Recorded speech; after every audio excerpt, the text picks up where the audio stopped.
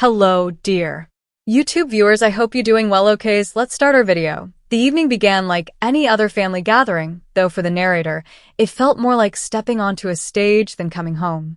The familiar smell of roasted chicken filled the cozy suburban dining room, mixed with the faint sweetness of caramelized sugar. The table was set perfectly. Mom's pride always showed in presentation, but beneath the cheerful setup, there was a quiet heaviness the narrator could never quite shake off. They hadn't visited home in months. Between work, city life, and the emotional distance that had grown over the years, coming back always felt both comforting and suffocating. Around the table sat the usual faces: Mom, Dad, the older brother with his effortless confidence, the younger sister scrolling through her phone, and a few extended relatives, the aunt who laughed too loudly, the uncle who always commented on careers. Everyone seemed comfortable, laughing and teasing as though this dinner was a long-awaited celebration. The narrator smiled politely, trying to join in. Yet, beneath that practiced expression, they felt like an outsider at their own family's table, a guest rather than a child returning home. Every joke, every shared glance carried a history they no longer felt part of. Mom was, as always, the center of attention, her sharp tongue and loud laughter cutting through every conversation. She didn't mean to be cruel, or so she claimed, but her jokes often landed like knives. Dad sat at the other end of the table, quiet, as though his silence could somehow keep the peace. He would nod, smile faintly, refill his glass, and pretend not to notice the subtle sting in his wife's words. The siblings, both confident, easygoing, mirrored their mother's tone, eager to stay in her good graces. For as long as the narrator could remember, they'd been labeled the sensitive one. Too serious, too emotional, too easily hurt. It had become part of the family language, a joke everyone repeated, but no one ever questioned. What used to be teasing had hardened over time into something sharper. Whenever the narrator tried to speak up, they were met with laughter, an eye roll, or the classic line, "Don't be so dramatic." As dinner went on, conversation flowed effortlessly for everyone else. The narrator listened, nodding when expected, laughing when required. Beneath the surface, though, every comment seemed to carry a quiet reminder of how they'd always been different, the one who never fit perfectly into the family's rhythm. Their mother's voice broke through the clatter of silverware. "So," she began, leaning forward with that knowing tone that always made the narrator tense. "Still single?" The question hung in the air, followed by a ripple of laughter. The aunt chuckled softly. The brothers smirked. The narrator forced a small smile, shrugging. "Yeah, still single." Mom didn't stop there. When will you get a real job? Something stable, not all this creative nonsense. You're not a teenager anymore." The narrator's fork paused midair, but they caught themselves before showing anything. Years of practice had taught them how to hide discomfort, how to keep their face still while their heart twisted. "I'm doing fine, Mom," they said quietly. Dad cleared his throat, the only sign he'd noticed the tension. "Let's not start," he muttered, but Mom waved it off. "Oh, please, I'm just saying. We all worry. It's not criticism, it's love." That word, love, had always been complicated here. Love came dressed as sarcasm, disguised as advice, buried under laughter that hurt more than silence ever could. The younger sister chimed in then, her tone playful but cutting. "You were always dramatic about everything. Remember when you cried over that movie? God, you've always taken things too seriously." More laughter. Another joke. Another wave of that practiced smile. Inside, the narrator felt small, the same way they had as a child at this very table.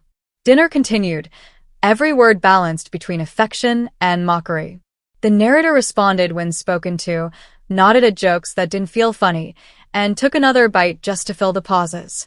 The table buzzed with warmth, but it wasn't the kind that reached them. When the plates were cleared, Mom disappeared into the kitchen, humming to herself. The narrator could already smell the dessert she'd been boasting about since the meal began, her famous chocolate pudding. It was always the highlight of family dinners, the sweet ending to every gathering. As she carried the glass dish out with pride, everyone cheered. "Mom's best," said the uncle. "The reason we keep coming back," joked the brother. The narrator smiled again, this time softer, quieter, not because they felt included, but because they'd learned to find small comfort in routine. Dessert meant the evening was almost over. Dessert meant the conversations would fade, the laughter would dull, and soon they'd be free to leave. Still, something lingered, an uneasy feeling that tonight, something beneath all that sweetness was about to break open. Laughter filled the dining room again as dessert was served, spoons clinking against glass dishes of Mom's famous chocolate pudding. The warm, sweet smell mixed with the faint scent of wine, wrapping the room in a false comfort. Everyone was talking over one another, sharing stories, teasing, reliving old memories. It was noisy, but familiar. The narrator sat quietly, stirring their pudding, letting the conversation wash over them. They had learned long ago that silence was safer than speaking. Then it happened. The older brother, smirking, said, "Hey, remember when you nearly burned the kitchen down trying to make pancakes? You were what, 15? Laughter erupted instantly. The aunt's laugh was sharp and high-pitched. The sister leaned forward, eyes wide with amusement. "Oh God, yes." The smoke alarm wouldn't stop for hours. "You almost took down the whole house." Even Dad smiled faintly, though he looked tired. The narrator tried to laugh along, a thin sound that felt forced. But before the moment could pass, Mom leaned back in her chair, swirling her wine glass. Her tone was casual, almost affectionate. "Oh, please," she said. "I wish you were never born sometimes. Less trouble for all of us." There was a heartbeat of silence. Then everyone laughed again, the kind of loud, rolling laughter that fills a room and drowns out everything else. The brother slapped the table, the aunt shook her head with a grin, and someone muttered, "Classic Mom." Everyone laughed, except the narrator. They froze, spoon halfway to their mouth, unable to move. The laughter felt distorted, echoing inside their skull like static. The words kept replaying, "I wish you were never born."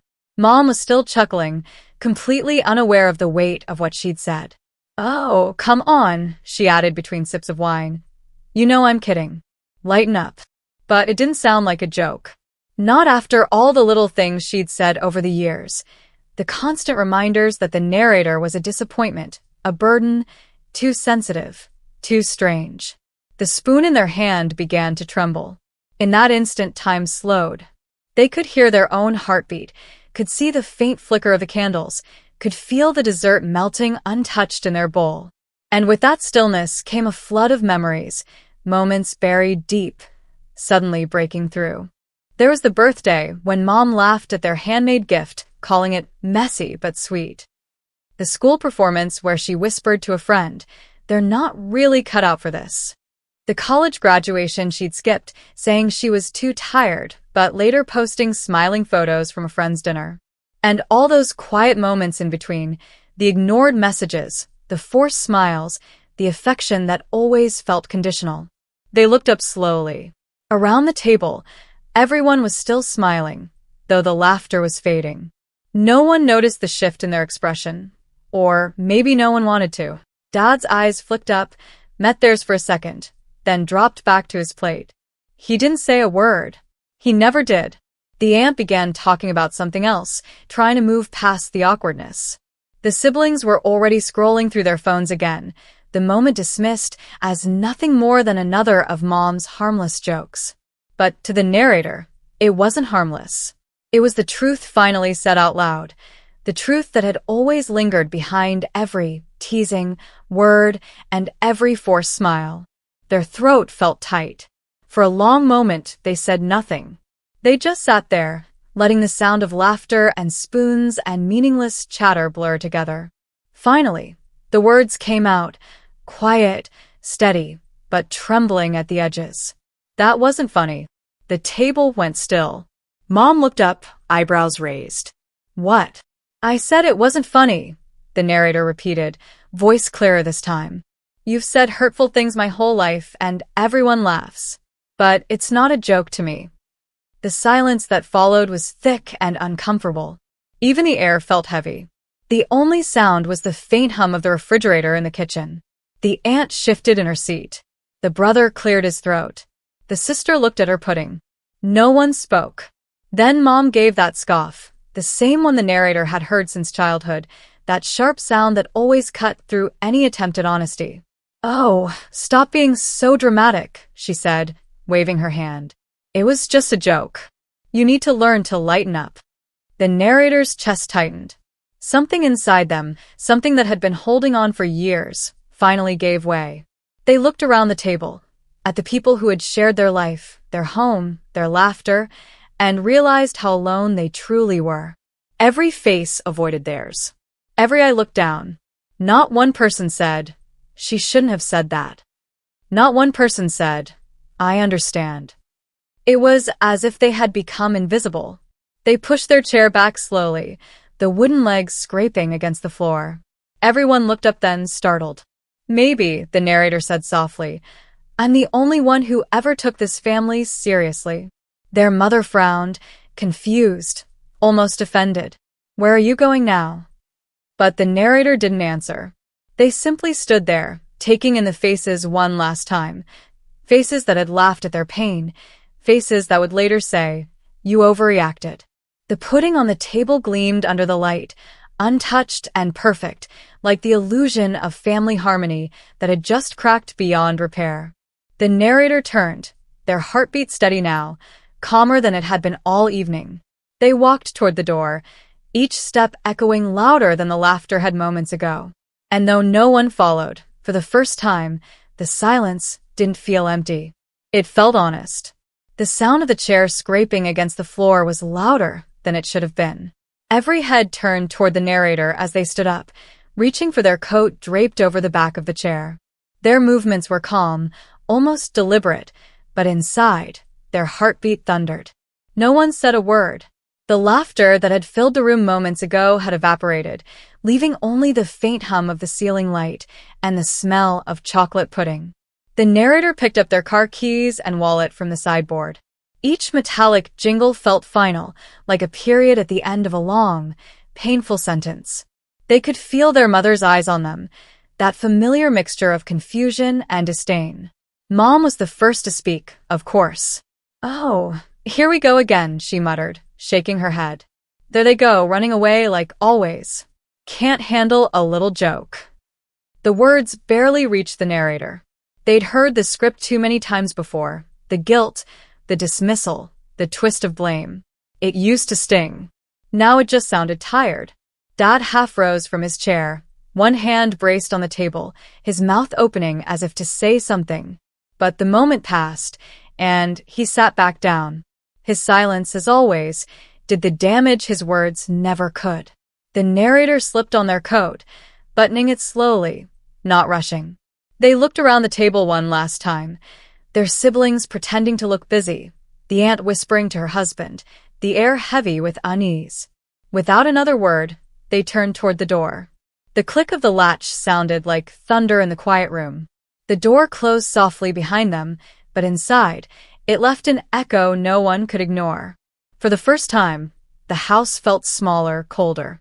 The family would tell themselves later that it wasn't a big deal, that they'd overreacted, that things would blow over. But deep down, even they felt it. Something had changed forever. Outside, the night air hit like a wave, sharp, cold, cleansing. The narrator stood still for a moment, letting it fill their lungs. The world beyond the house was silent except for the faint hum of passing cars and the rustle of leaves. It was late autumn, the kind of night where breath turned visible in the chill. They wrapped their coat tighter and started walking toward their car parked under the dim streetlight. Every step away from the house felt lighter, though their chests still ached.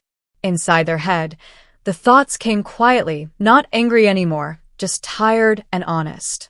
"I spent years trying to make her love me the way I needed, but she only loves control." They stopped for a moment by the curb, staring at the dark house.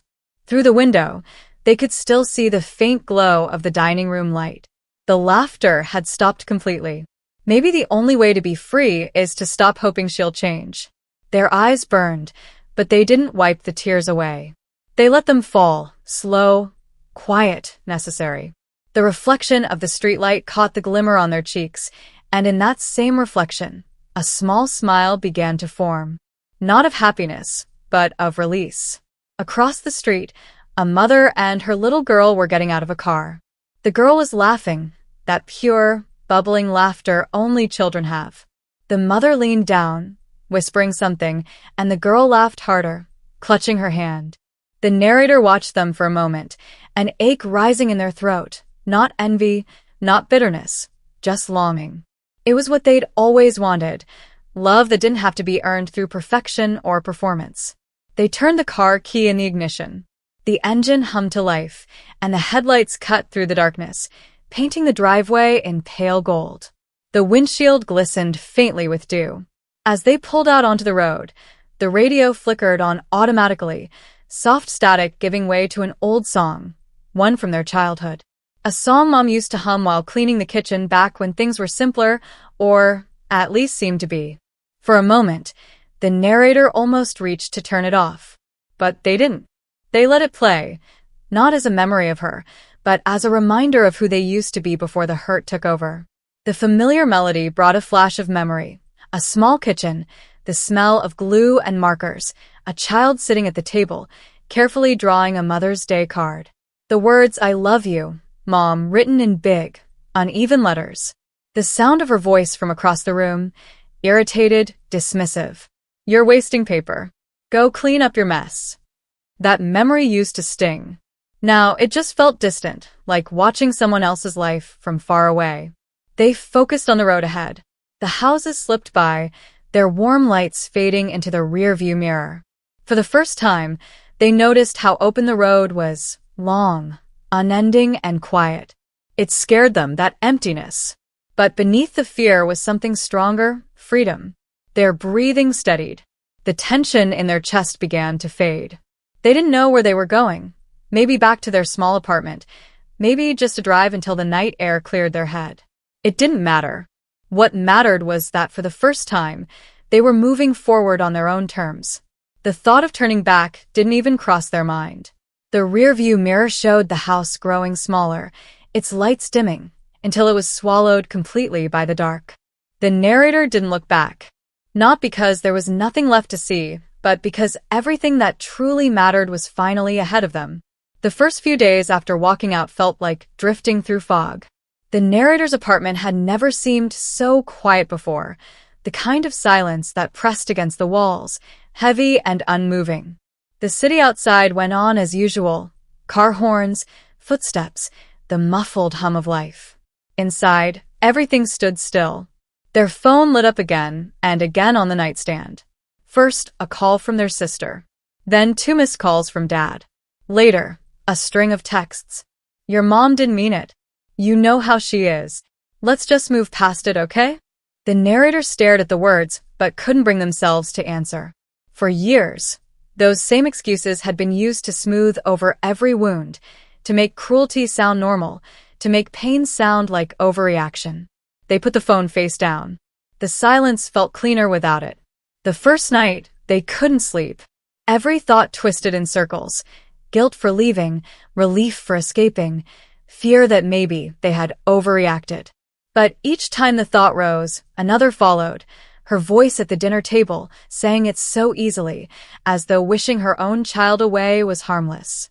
By the 3rd day, the storm inside began to settle. They pulled out a notebook, one that had been sitting and used on a shelf, and began to write. At first, it was awkward, just fragments of thoughts. But soon the words came freely. They wrote about every family dinner that ended in laughter that didn't feel safe. Every time they'd been told to lighten up. Every time they'd been made to believe their emotions were a problem to fix. At the bottom of one page, they wrote a single line. They laugh because it's easier than admitting how cruel it is. For the first time in years, that truth didn't make them angry. It just made sense. Days turned into weeks. The phone stopped lighting up as much. Life outside their window began to change with the season, colder mornings, darker evenings. Somewhere between it all, the narrator decided to book a therapy session. They sat on a small couch across from a kind-eyed therapist who listened more than she spoke. The narrator hesitated at first, unsure where to start, Then everything poured out. The dinner, the comment, the years of jokes that weren't funny. When they finished, the therapist nodded slowly. "What you've been experiencing is called emotional invalidation," she explained gently. "It's when someone dismisses your feelings, intentionally or not, until you start to doubt them yourself." The words hit hard. Emotional invalidation. It had a name. It wasn't just oversensitivity or weakness. It was a pattern. They began to see it everywhere, in old memories, in habits they'd carried. The way they'd learned to apologize for things that weren't their fault. The way they laughed at their own pain so others wouldn't feel uncomfortable. The way they silenced themselves to keep peace that was never real. In their mind's eye, a reel of moments played out. Mom mocking their tears when they were little. Apologies that were demanded, never given. That look of disappointment that had followed them into adulthood. "She may never say sorry," the narrator murmured one night, writing it down in their journal, "but I don't need her to." The sentence didn't feel defiant. It felt freeing. With time, the loneliness began to soften. They reached out to an old friend they hadn't spoken to in years. Then another. Soon, weekends weren't so empty. They joined a local art group, hesitant at first, but quickly found comfort in being around people who listened, people who didn't make feelings into punchlines. There was laughter there too, but it was different. It was soft, inclusive, harmless. One Saturday afternoon, the group decided to hold a small baking session in the community kitchen. The narrator volunteered to bring dessert. As they mixed cocoa and sugar, they realized with a strange ache what they were making: chocolate pudding. The scent filled the air, stirring old memories, but this time it didn't hurt. When the pudding was done, they placed it in small bowls and set it on the table. Someone cracked a light-hearted joke about how it's impossible to make pudding without spilling some, and everyone laughed, including the narrator. The sound that came out of them was real, not forced, not hiding anything, just genuine warmth. They caught themselves smiling, spooning a bite of pudding, the sweetness lingering on their tongue. The dessert, once the setting of their worst humiliation, had become something else entirely, a quiet symbol of reclamation. They weren't the same person who'd sat frozen at that table weeks ago. They'd stopped trying to earn love from people who couldn't give it, stopped mistaking pain for normalcy. For the first time, they were learning what peace actually tasted like. Months passed quietly, like pages turning in a book the narrator no longer needed to finish. The phone had long stopped buzzing, and the silence, once suffocating, now felt like space to breathe. One rainy afternoon, they sat at their small kitchen table with a mug of tea and an empty sheet of paper. They hadn't planned to write. It just felt like the right time. Not to send a message, but to release one. The pen hovered for a moment, then began to move. "Dear Mom, you taught me strength by denying me kindness. You taught me independence by giving me no choice. You showed me what love shouldn't feel like, and somehow, that led me to discover what it truly means. I wish things had been different. I wish laughter had been safe, that home had meant peace, that love had been unconditional. But I no longer wish to be who I was when I lived under your silence. For a long time, I thought leaving meant giving up. Now I see it meant surviving. I forgive you not because you asked, but because I deserve to heal." The words were steady, not angry. As they set the pen down, a tear slipped onto the page, one last offering to the past. But behind it came a small, unexpected smile. Grief had slowly transformed into something softer: gratitude. Not for the pain, but for the strength it had unearthed. They folded the letter neatly and tucked it into the back of their journal. It didn't need to be sent. It had already served its purpose: to let go. Weeks later, the narrator sat in a small sunlit cafe, the kind of place that smelled like roasted coffee and fresh pastries. The morning light spilled through the window, warming the table where a single dessert sat waiting: chocolate pudding, smooth and rich, their own recipe this time. They stirred the spoon slowly, watching the surface ripple in the light. A quiet reflection smiled back, older, calmer, whole. For the first time in a long while, they weren't haunted by echoes of family laughter or the sting of careless words. Instead, There was peace, the kind that came not from being understood, but from understanding themselves. They took a bite. It was simple, sweet, and perfect. The taste didn't carry memories anymore, only the present. Their thoughts drifted, soft as the cafe music. She once said she wished I was never born. But I'm finally starting to live. Outside, people passed by, mothers with children, couples holding hands, strangers laughing without cruelty. Life went on, indifferent yet beautiful. The narrator set down the spoon and smiled at the sunlight pouring through the window. No revenge. No bitterness. Just quiet strength and the gentle certainty that survival was its own kind of victory. Fade out on Rebirth, the sound of laughter that finally belongs to them. Thanks for watching. For more videos, please subscribe. Our channel, Awesome Visual Story.